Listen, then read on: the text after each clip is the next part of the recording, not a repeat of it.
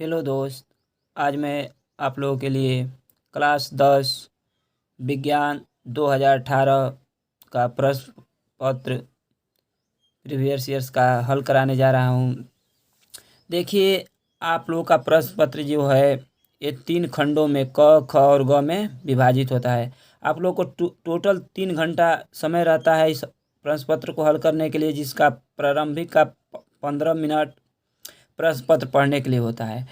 ये आप लोग खंड क, ख और ग में आप लोग का प्रश्न उत्तर विभाजित रहता है। सामान्य निर्देश आप लोग को सभी पढ़ लेना है। इसमें ज़्यादा इम्पोर्टेंट निर्देश आप लोग का है यहाँ पर। देखिए, लिखा है प्रत्येक खंड के सभी प्रश्न एक साथ करना आवश्यक है। यानी मान के चलिए खंड क का हल कर रहे हैं तो खंड क में सभी प्रश्नों को आप क्या करेंगे, हल कर लेंगे।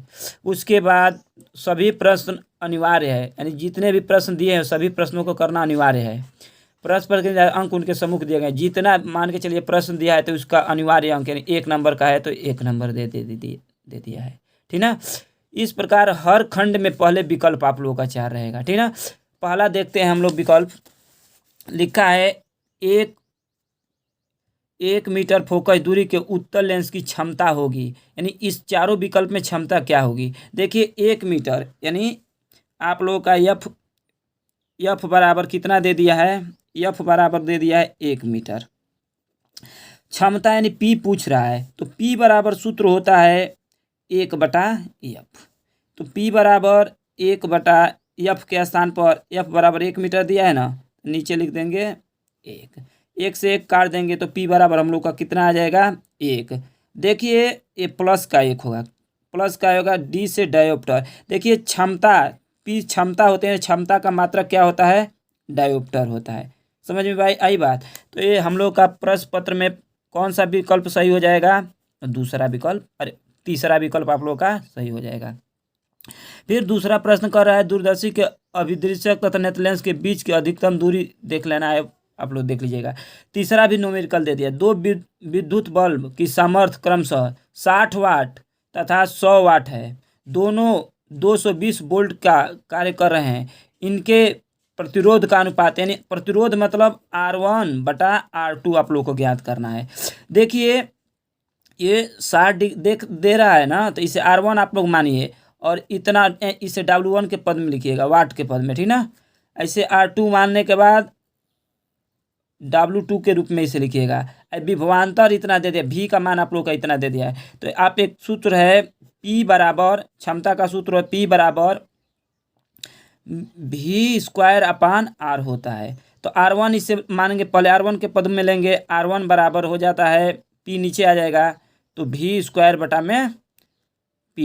तो V का मान पहले के लिए V का मान तो दे दिया है 220 वोल्ट। अब पहले के लिए यहाँ पर कितना वाट दिया है 60, तो यहाँ पर 60 रखेंगे। फिर R2 बराबर उसी तरह निकाल लीजिए V² यहाँ पे W यानी P यानी P2 के लिए ये वाला यूज कर लीजिएगा। ठीक ना। अब देखिए आप लोग उसके इतना दोनों R1 R2 निकालने के बाद इस सूत्र में रख दीजिएगा तो आप लोग का चारों विकल्प में ले जो उत्तर सही होगा वही उत्तर आ जाएगा। उसके बाद आप लोग का घ नंबर ये भी विकल्प है, इसको भी आप लोग देख लीजिएगा। ठीक ना। उसके बाद देखिए वेरी इंपॉर्टेंट क्वेश्चन। देखिए प्रश्न नंबर 2, प्रिज्म से श्वेत प्रकाश के गुजरने पर न्यूनतम और अधिकतम विचलन किस रंग का होता है। देखिए ये बहुत बार पूछा है क्वेश्चन, हमेशा देखिए 2 नंबर का पूछता है, कभी 4 नंबर का प्रश्न पूछ देता है। देखिए प्रिज्म से श्वेत प्रकाश यानी मान के चलिए, देखिए ये आप लोगों का प्रिज्म है, ये आप लोग का क्या होता है, प्रिज्म होता है। ठीक ना। देखिए यहाँ से मान के चलिए श्वेत प्रकाश क्या होता है, गुजरता है और इधर ये नीचे रहेगा। श्वेत प्रकाश गुजरने के बाद इसे निकल जाना चाहिए, लेकिन जब अब यहाँ ये विचलन इसका हो जाता है श्वेत प्रकाश में। देखिए 7 रंगों में, प्रिज्म से गुजरने के बाद कितने रंगों में विभक्त होता है, ये 7 रंगों में विभक्त हो जाता है। तो पूछ रहा है यहीं से, यही इसी बिंदु से 7 रंग विभक्त होंगे। तो कह रहा है कि किस रंग का विचलन सबसे अधिक। प्रश्न में देखिए यहाँ पर लिखा है कि प्रिज्म से एक व्यक्ति नहीं, प्रिज्म से श्वेत प्रकाश के गुजरने पर न्यूनतम व अधिकतम, न्यूनतम माने कौन से रंग का कम विचलन होता है और कौन सा रंग का अधिकतम विचलन कह रहा है ना, अधिकतम विचलन होता है। तो देखिए ऊपर वाला जो होता है ना आप लोग का, ये लाल रंग का विचलन बहुत कम होता है, ज़्यादा नहीं, अपने मार्ग से ज़्यादा नहीं हटता है। और नीचे 7वें स्थान पर होता है बैगनी रंग का विचलन क्या होता है, सबसे अधिक होता है। यही इसका उत्तर आ जाएगा। यानी कह रहा है कि प्रिज्म से श्वेत प्रकाश के गुजरने पर न्यूनतम और अधिकतम विचलन किन रंगों का होता है। न्यूनतम कहेगा तो लाल रंग का होगा। किस रंग का होगा, लाल रंग का। और अधिकतम विचलन किसका होगा, तो बैगनी रंग का होगा। ठीक, उसके बाद दूसरा क्वेश्चन ख, ये भी देखिए 2 नंबर का है आप लोगों का। लिखा है एक व्यक्ति के द्विफोकस दूरी वाले लेंस के ऊपरी भाग में अवतल लेंस लगा है तथा निचले भाग में उत्तल लेंस लगा है। उसके नेत्र में कौन सा दोष है। ये देखिए दोष पूछ रहा है, इसका मतलब कि उसमें ये जरा दृष्टि दोष से पीड़ित है। जरा दृष्टि दोष उसे कहते हैं जिसके नज़दीक और दूर दोनों की वस्तुएं साफ नहीं दिखाई देती है। तो उसे, तो यहाँ पर कौन सा दोष है पूछ रहा है ना, तो लिख देंगे जरा दृष्टि दोष है, जिसमें अवतल लेंस और उत्तल लेंस दोनों लगा रहता है। ठीक ना। अब ये ग नंबर देखिए, ये भी 2 नंबर का है। घरेलू वायरिंग में फ्यूज का उपयोग लिखिए। देखिए फ्यूज का उपयोग देखिए, आप लोग के सर्किट जो होता है, तार होता है ना, उसको पूरे सर्किट को बचाने के लिए फ्यूज का प्रयोग किया जाता है। ठीक ना। इसका तार जो होता है बहुत नर्म होता है, जो ज़्यादा लाइन आने पर क्या होता है, उड़ जाता है, जिससे आप लोग का पूरा तार क्या हो जाता है, घरेलू तार बच जाता है। ठीक ना। या आपके घर में आग लगने की संभावना भी कम होती है। उसके बाद प्रश्न नंबर 3 है, उत्तल लेंस से 2f की दूरी पर रखी वस्तु के लेंस द्वारा बने प्रतिबिंब की स्थिति, आकार एवं प्रकृति तथा किरण आरेख, तो ये हम बार बार बताए हैं। अवतल लेंस का दर्पण और लेंस से क्वेश्चन पूछता है। देखिए हम आप लोगों को वीडियो में पढ़ाए हैं, जिसमें 7 सेट बनाए हैं, उसमें आप लोगों का उत्तल लेंस और अवतल लेंस पढ़ाए हैं। अवतल लेंस वाले से वो 2-2 नंबर का 6 नियम पढ़ लीजिएगा, 2-2 नंबर का क्वेश्चन पूछता है। और अवतल लेंस और लेंस से भी देखिए 4 नंबर के यहाँ पर क्वेश्चन पूछता है। अथवा अवतल दर्पण के लिए यू भी तथा एफ में संबंध स्थापित कीजिए। वहीं 1/f बराबर 1/v प्लस 1/u वाला सूत्र को क्या कर देना है, सिद्ध करना है। तो इस सिद्ध करने से अच्छा है आप लोग क्या करिएगा, इसको ही देख लीजिएगा, वीडियो में हम बताए हैं। ठीक ना। उसके बाद अगला क्वेश्चन देखिए, दिया है 2 विद्युत बल्ब के ये भी विद्युत चैप्टर से आप लोग को टोटल क्वेश्चन याद कर लें। देखिए या तो परिभाषा देगा या तो आप लोगों का न्यूमेरिकल देगा, इसको करिए, या तो अथवा कहा है ना, या तो ख को करिए, या तो इसको करिए। ये भी 4 नंबर का आप लोगों का रहेगा। उसके बाद देखिए ये भी न्यूमेरिकल है, ये भी 4 नंबर का आप लोगों का है। प्रत्यावर्ती धारा, बहुत वेरी वेरी इंपॉर्टेंट क्वेश्चन। प्रत्यावर्ती धारा किसे कहते हैं। प्रत्यावर्ती धारा जनित का सिद्धांत, संरचना, कार्य, विधि समझाइए। देखिए प्रत्यावर्ती धारा में जनित है ना, उसको देख लीजिएगा, उसका चित्र बनाइएगा। हर साल इस चैप्टर से पूछता है। ठीक ना। ये 7 नंबर का आप लोग का क्वेश्चन पूछता है। उसके बाद खंड क खत्म हो जाता है, यहीं पे समाप्त हो जाता है। आप लोग का आता है खंड ख। खंड ख में ये 4 विकल्प दिए रहता है। ठीक ना। इसमें केमिस्ट्री का 4 विकल्प है, ये विकल्प वाले हल कर लीजिएगा आप लोग। ठीक ना, देख लीजिए जैसे। उसके बाद आईपीएससी नाम देखिएगा, आईपीएससी नाम पूछता है। ठीक ना, 6 नंबर क्वेश्चन।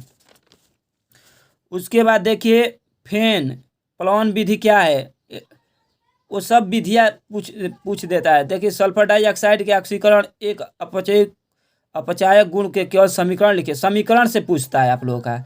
सभी समीकरणों को देख लीजिए, 2-2 नंबर का ये भी पूछेगा। फिटकिरी क्या होती है, फिटकिरी क्या होती है इसे भी देख लीजिएगा। खनिज एलुनाइट खनिज से फिटकिरी के क्रिस्टल के रूप में बनाने की विधि का वर्णन, यानी फिटकिरी क्या होती है और फिटकिरी कैसे बनती है, इसको आप लोग तैयार कर लीजिएगा। संक्रमण तत्व किसे कहते हैं, देखिए आप लोग आवर साड़ी पढ़िएगा। ठीक ना, हम वीडियो इसका डाल देंगे पूरा, उसमें बता देंगे कि किस वर्ग के तत्व संक्रमण तत्व कहलाते हैं, उन सभी को बनाऊंगा। ठीक ना, इसमें 1+1 इन तत्वों के प्रमुख विशेषताएं लिखिए। इसकी क्या विशेषता होती है, संक्रमण तत्व किन्हें कहते हैं और इसकी क्या विशेषताएं होती है, एक एक नंबर का दोनों का रहेगा, ठीक ना। अब है एसिटिक अम्ल का निर्माण विधि से तो क्वेश्चन आता ही आते हैं, अथवा संक्षिप्त में टिप्पणी लिखिए। संक्षिप्त में टिप्पणी दो दो नंबर का देखिए, 2 2 2 1। साबुनीकरण क्या है, टिप्पणी लिखने को हमेशा आता है, याद रखिए। साबुनीकरण क्या है, इसका परिभाषा याद कर लीजिएगा। एसिटिलीकरण क्या है, इसका परिभाषा लिख लीजिएगा। दहन क्या है, सजाती श्रेणी किसे कहते हैं। इस प्रकार आप लोग का इसमें से भी या इसे करिए अथवा इसे करिए, टिप्पणी लिखने को हमेशा आता है, ये बहुत ही इंपॉर्टेंट क्वेश्चन है, ठीक ना। उसके बाद आ जाते हैं खंड ग। खंड ग में आप लोग का बायोलॉजी मिलता है, ठीक ना। इसमें लिखा है मादा लिंग हार्मोन्स को कहते हैं, देखिए 4 इंसुलिन कहते हैं, एंड्रोजन कहते हैं, एस्ट्रोजन कहते हैं, इनमें से कोई नहीं। देखिए आपके बुक से अलग पूछा है, लेकिन आप लोग याद रखिएगा मादा लिंग हार्मोन्स यानी जो स्रावित लिंग में से जो हार्मोन स्रावित होते हैं ना, उसे एंड्रोजन कहते हैं। आप पुरुष वाले को जानते हो क्या कहते हैं, एंड्रोजन कहते हैं। एस्ट्रोजन किसको कहते हैं, स्त्री वाले को। इसलिए आप लोग का 9 नंबर का इसका विकल्प तीसरा सही हो जाएगा। देखिए मादा लिंग हार्मोन्स को कहते हैं, क्या कहते हैं, एस्ट्रोजन। लेकिन यही पुरुष कह देता ना, तो पुरुष वाले को क्या कहेंगे, पुरुष वाले को एंड्रोजन कहेंगे, इसको क्या कहेंगे, एस्ट्रोजन। तो उत्तर आप लोग का कौन सा विकल्प सही हो जाएगा, तीसरा। अब कह रहा है कि फेफड़ों से शुद्ध रक्त आता है, कौन सा, दाएं अलिंद से, बायां अलिंद से, दाएं निलय से, बायां निलय से।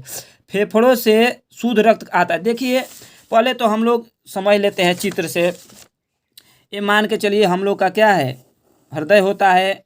या कोई पूछ देगा कि हृदय हम लोग का कितने कोष से मिलकर बना है, तो 4 कोष से मिलकर बना होता है। हम लोग का हृदय कितना, ये देखिए ये दायां अलिंद होता है, ये दायां निलय होता है, ये बायां अलिंद होता है और बायां निलय होता है, ठीक ना। तो याद रखिए, जाए ये देख रहे हो ना, बायां अलिंद होता है ना, फेफड़े से शुद्ध रक्त आता है, यहीं से इसी में से आता है, ठीक ना। फेफड़ा में से शुद्ध रक्त जो आएगा कहाँ आएगा, बायां अलिंद में। तो इस चारों विकल्प में कौन सा सही हो जाएगा, फेफड़े से शुद्ध रक्त आता है, कहाँ आता है, बाएं अलिंद में आता है, ठीक ना। दायां अलिंद में अशुद्ध रक्त बहता है। देखिए दायां अलिंद से, देखिए ये वाला, ये दायां अलिंद से अशुद्ध रक्त दायां निलय में आएगा, उसके बाद यहाँ से फेफड़े में चला जाएगा। अब फेफड़े में रक्त शुद्ध होने के बाद कहाँ चला जाएगा, दायां अलिंद में आ जाएगा। देखिए बायां अलिंद में आ जाए, देखिए दायां अलिंद दायां निलय, बायां अलिंद बायां निलय। हम लोग का प्रश्न पूछता ये भी है कि मनुष्य का हृदय जो होता है कितने प्रकोष्ठ से मिलकर बना होता है, तो याद रखिएगा 4 प्रकोष्ठ से। कौन कौन, दायां अलिंद दायां निलय, बायां अलिंद बायां निलय। तो शुद्ध रक्त इसमें पूछ रहा है, फेफड़ों से शुद्ध रक्त आता है, कहाँ से आता है, फेफड़ा है, फेफड़ा में शुद्ध रक्त बहता है। इसमें किसमें आता है पहले, तो बाएं अलिंद में आता है, किसमें, बाएं अलिंद में आता है, ठीक ना।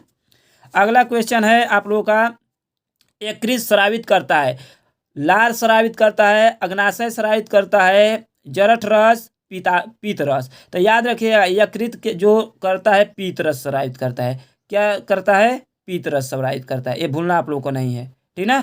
अब ये भी पूछ देगा पीत रस कहाँ बनता है, तो पित्ताशय में। प्रश्न पूछेगा पीत रस कहाँ बनता है, तो पित्ताशय में बनता है, ठीक ना। उसके बाद पूछता है निषेचन के बाद पुष्प का कौन सा भाग फल में बदल जाता है, तो याद रखिएगा जो अंडाशय होता है ना, वही किस में बदल जाता है, फल में बदल जाता है। उसके बाद इसमें प्रश्न देखिए सभी का एक एक नंबर दिया है, इसमें भी विकल्प में 10 नंबर। देखिए नशीली औषधि किसे कहते हैं, उपयुक्त उदाहरण सहित समझाइए। देखिए नशीली कुछ ऐसी दवाएं हो जो खाने पर नशा हो जाता है, वे नशीली औषधियाँ कहलाती है। जैसे चरस है, गांजा, ये सब नशीली औषधियाँ भी होती है, ठीक ना, और दवाएं भी होती है। देखिए उसके बाद स्वतंत्र अव्यूहम से आप क्या समझते हैं, देखिए अव्यूहम का नियम जरूर पूछता है। मेंडल है ना, मेंडल वाला लास्ट चैप्टर है, उसमें से 3 नियम है, तीनों नियम जरूर पूछता है। स्वतंत्र अव्यूहम का नियम किसे कहते हैं, ठीक ना, ये देख लीजिएगा। और देखिए डीएनए और आरएनए में अंतर हमेशा पूछता है क्वेश्चन, डीएनए और आरएनए में अंतर। डीएनए का फुल फॉर्म होता है डीऑक्सीराइबोस न्यूक्लिक एसिड, आरएनए का फुल फॉर्म होता है राइबोस न्यूक्लिक एसिड, ठीक ना। देखिए डीएनए जो होता है ना, इसका अंतर कैसे लिखेंगे, डीएनए का निर्माण केंद्रक में हो सकता है, लेकिन आरएनए का निर्माण केंद्रक में नहीं हो सकता है। ठीक ना, इसका फुल फॉर्म लिख देंगे तो ये भी एक अंतर हो जाएगा। ठीक ना, आप लोग डीएनए और आरएनए में अंतर देख लीजिएगा, 1 और 1 2 नंबर का ये भी पूछेगा। ठीक ना, उसके बाद आप लोगों का देखिए प्रतिवर्ती क्रिया से आप क्या समझते हैं, ये सब आप लोग का थ्योरी में हम पढ़ाए हैं। ठीक ना, उसे देख लिया। हार्मोन्स तथा विकर किसे कहते हैं, इसको भी देख लिया। इसको करिए अथवा इसको करिए, ये 4 नंबर का है। अथवा कहेगा तो या तो इसको करिए या तो इसे करिए। फिर दूसरा है लिंग संलग्न रोग क्या है, यानी ये रोगों के बारे में भी बताया गया है, बायोलॉजी में आप लोगों का है। ठीक ना, अथवा इसको करिएगा, कोई एक ही करना है, या इसे करिए या तो आप इसे। अथवा का मतलब एक ही करना है, इसे कर लीजिएगा। प्रश्न आप लोग को याद रहना चाहिए। उसके बाद प्रकाश संश्लेषण किसे कहते हैं। देखो सूर्य के प्रकाश में प्रकाश संश्लेषण की क्रिया हमेशा सूर्य के प्रकाश में होती है। ये आप लोग देख लीजिए क्वेश्चन, आप लोग के सर जो नोट्स बनाए होंगे तो पहले चैप्टर का एक क्वेश्चन है, आप लोग इसे देख लीजिएगा। उसके बाद मानव मस्तिष्क का नाम, इसको करिए। अथवा का अर्थ हुआ कि या तो इसे करिए, ये 7 नंबर का होता है। एक चित्र जरूर आता है, या तो मानव मस्तिष्क का नामांकित चित्र बनाइए और उसके वर्णन कीजिए, या स्त्री के गर्भाशय का चित्र आ जाएगा, या योनि का चित्र दे देगा, या शुक्राणु का भी चित्र दे सकता है, और हृदय का भी चित्र। आप लोग 4 चित्र पर प्रैक्टिस कर लीजिए। चारों चित्र में एक चित्र फंस जाएगा, जो कितने नंबर का रहेगा आप लोग का, 7 नंबर का रहेगा, जिसमें 3 नंबर टिप्पणी लिखने के लिए आएगा और 3 नंबर देगा। आप लोग उसका चित्र बनाएंगे तो 3.5 नंबर कितना हो जाएगा, 7 नंबर का हो जाएगा। इस प्रकार आप लोग इस पेपर के अकॉर्डिंग अपना तैयारी करिए। मैं अगली वीडियो में और पेपर आप लोग के लिए उपलब्ध कराऊंगा। इस प्रकार आप इस पेपर के अकॉर्डिंग आप लोग तैयारी करते हैं तो आप लोग कम से कम 70 में 60-65 नंबर जरूर आएगा आप लोगों का। धन्यवाद।